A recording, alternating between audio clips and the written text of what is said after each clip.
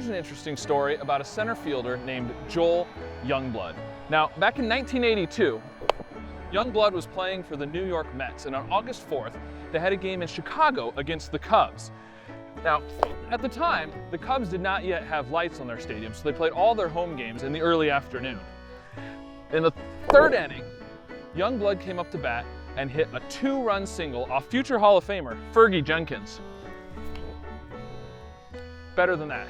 In the next inning, he was on deck when the manager informed him he had just been traded to the Montreal Expos. Now, the Expos had a game later that evening against the Phillies, and they were short-handed, so they kind of needed him. So Youngblood said goodbye to his teammates, went to check out of the hotel, and then realized he'd left his glove at Wrigley Field. So he hurried back to the stadium to retrieve his glove and eventually made it onto a 6:05 flight leaving from O'Hare Airport. By the time he got to Veterans Stadium in Philadelphia, it was already the middle of the 6th inning. But shortly after arrival, he was called upon to pinch hit, and he registered an infield single off another future Hall of Famer, Steve Carlton. And with that, Youngblood became the first and still only Major League Baseball player to get a hit for 2 different teams on the same day.